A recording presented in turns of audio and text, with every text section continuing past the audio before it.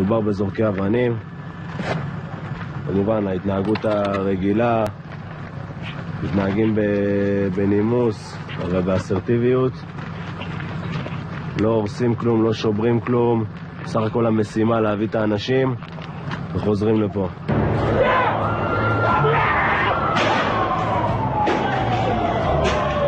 אחד מהאנשים הוא בחור צעיר, צריך לקחת את הספר תעודת זהות של ההורים שלו.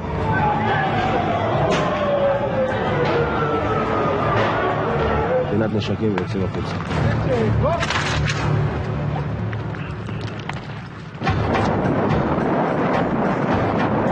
אנחנו נוסעים למחנה פליטים אל-ערוב, עוצרים שם שני מפסדניקים שזורקים אבנים, בקבוקי תבערה, צמיגים בוערים.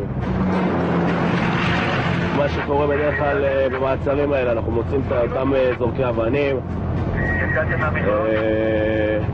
ואחרי זה נהיה גם קצת רגיעה, אותם אנשים לא חוזרים לזרוק אבנים. 2:40 לפנות בוקר. אל מחנה אל-ערוב הישן נכנסים אורחים כמעט קבועים בנוף המקומי.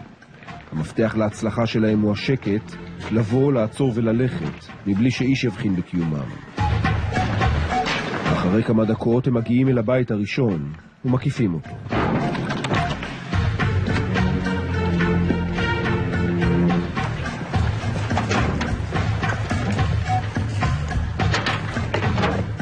היי, אמר, מה אתה אומר? זה בית שלי. מה אתה אומר? שלום. כיף עליך. בסדר. פריסמק. חסן ג'אבי. 3 בבוקר מעצר ראשון. המודיעין הצביע על בית בפאתי מחנה הפליטים. מי נחותק? עבד, חמד. وين كل واحد ساكن؟ فوق. وين فوق؟ تعال خشين. البيت. تعال معي تفضل. חסן מוביל את החיילים אל הקומה שלמעלה. אחד מאחיו, מחמוד, דרוש לחקירה. בחשד, יידוי אבנים.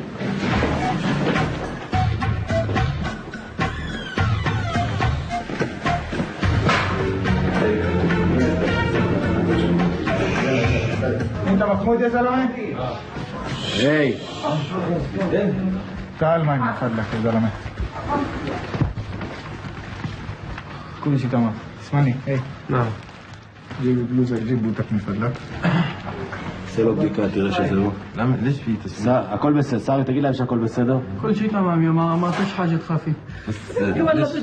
ولا يهمك. فيش عليه فيش عليه في الشغل في الدار. בסדר, كل شيء تمام. ولا يهمك. ايه ماشي لي בסדר. شو مالك عادي شو يعني ايه عادي عادي مالك خفيف عادي ليش خايف زلمه زلمه ليش تصيح عليه زلمه ضربه والله ما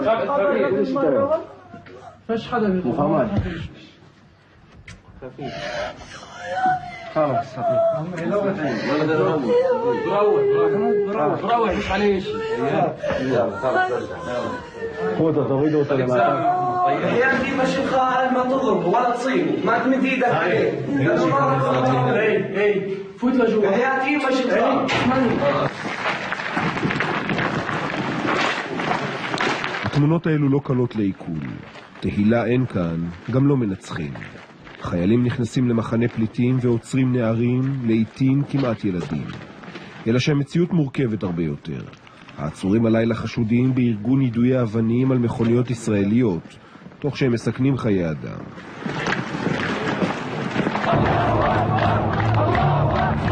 כבר כמה חודשים שהאגדה רוכשת. השקט שאפיין את השנים האחרונות מפנה את מקומו באיטיות, אבל בעקביות, לתקריות אלימות, גם אם עדיין בקנה מידה קטן. החברה הפלסטינית, צרובת הכישלון של האינתיפאדה השנייה, לא ממהרת לשוב לאופציה של עימות חזיתי. אבל התחושה בשטחים היא שהעתיד חסום, שסדר היום של הרשות הפלסטינית, המשא ומתן, הגיע למבוי סתום.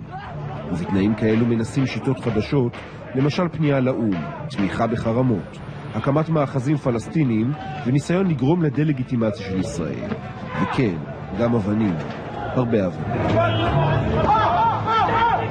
אנחנו כאן כבר כמעט 7 חודשים, ובהתחלה הצלחנו להכיל את זה בצורה שזה לא פגע בחיי היום-יום של התושבים, אבל באיזשהו שלב זה ממש התחיל לפגוע ברכבים שנוסעים על ציר 60, ובצמתים המרכזיים, והיום יש כמה מוקדים מאוד מאוד אלימים של פח"ע עממי. מאז תחילת השנה נרשמו מאות מקרים של יידויי אבנים בכבישי הגדה. לשיא הגיעו הדברים לפני כחודש. אדל ביטון, בת 3, נפצעה באורח אנוש בעקבות תאונה שנגרמה כתוצאה מאבנים שהשליחו צעירים פלסטינים.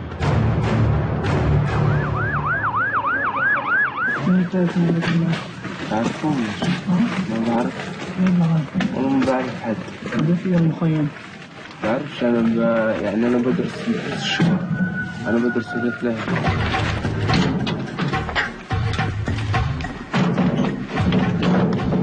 המעצר הראשון הסתיים במהירות ובשקט.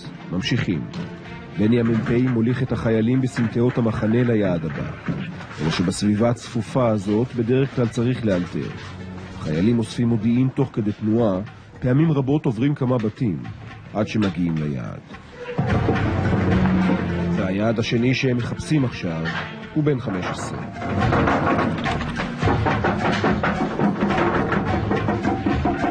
בסוף הבית שקיבלנו, מסתבר שזה לא הבית הנכון. בסדר, מי שהגענו אליו, פשוט נשאר לנו על הכיוון של הבית. السلام عليكم. تحكي معي أنا؟ لا. شامل. أنت بدك يعني أنا؟ لا. بدك حدا مني؟ لا تعال معي فوت فيني. اسمع أمورك. السلام عليكم. السلام عليكم. السلام ليه؟ السلام عليكم شوية. كل شيء تمام. בסדר, בדרך כלל זה ככה, מדלגים בין כמה בתים שמגיעים למחנה פליטים, בסוף לא תמיד יש צורך לדלג, גם מדובר בילדים, בסדר, חלקם נמצאים פעם ראשונה. בארבעת החודשים מאז תחילת השנה נרשמו 74 מקרים של יידויי אבנים רק באזור מחנה אל-ערוב. לשם השוואה, בכל שנת 2012 היו לו יותר מ-60. במקרה של יידויי בקבוקי תבערה הנתונים עוד יותר ברורים. 14 בקת"בים הושלחו בשנה הקודמת, לפי 4 מזה, כ-54, מאז ראשית 2013. אלא שגם בצבא יש מי שרואה בנתונים האלו חלק ממגמה רחבה הרבה יותר.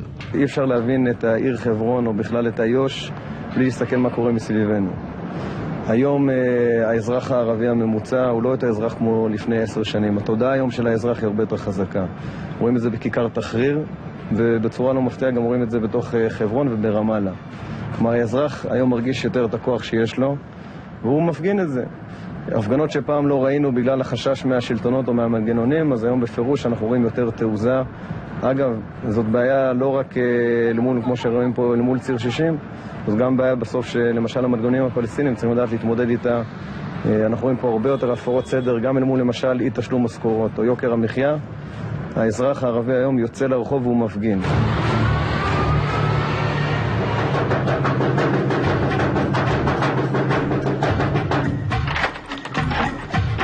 السلام عليكم. شو اسمك؟ جهاد. مين الأولاد بعد؟ أحمد. وينه؟ أيوة. نادي. תגיד לה שישים מכנסיים, שישים חולצה, שישים נעליים, 2 דקות, אני לוקח אותו איתי. أحمد طبعا حبيبي. كل شيء تمام. اهدى انت بطل. فوت البس حالك. حرام عليك حرام والله صغير. طب استنى اسمع علي. انا باخذه على وكالتي. اسمع. مش حرام عليك تقعد ابنك صغير هيك. استنى اسمع شوي. بكره علي امتحان ربي يبقى شهور. يفصلوني من المدرسة. إذا أخذ الامتحان ما قدمتوش، لو جيت في يوم ثاني بروح معاك. ما تخاف. طب اسمع علي. بتطلعوني برا المدرسة عشان أطبق. بس والله هي اللي تجيب. שתבוא למשטרה של ציון, שתראו אותו שם. بكره إذا ما صار شيء بترجع وبتعمل الامتحان. כל עוד אני יודע שמי שאני יוצר זה מישהו שהוא מעורב בפח"ע, אין לי שום בעיה עם זה. זאת אומרת, אני יודע שהיום את מרבית הפח"ע העממי, מי שמבצע זה בני נוער, לפעמים אפילו ילדים, והם עושים את זה יום יום, וג'ולות כאלו, זה ג'ולות שילד בן 14 יורה עם רוגטקה, וחייל שלי איבד עין בגלל ג'ולה כזאת. הרסיס הזה זה רסיס של מטען שזרקו על מ"פ שלי, מטען פשוט שמכינים אותו מצינור, בני נוער מכינים את זה וזורקים את זה. וזה מסכן חיים. خلص اسكت خلص قاعد كوفك حطوني ولا فلوس غير هاي لا بلبس فلوسك بدي فلوس ودي حكيت لك احسن وين بس فلوس المويلة. يلا دقيقة بس يلا بسرعة. يلا وانت بعطوا يا عيال الله كاي جبت لك بيبي ما تعطيه حالي ببامبرز. התחושות מתישהו מתקהות, אתה מתחסן בפני הסיטואציה הזו, שזה כל פעם מטריד מחדש. אני לא חושב שאני מתחסן, דווקא להפך.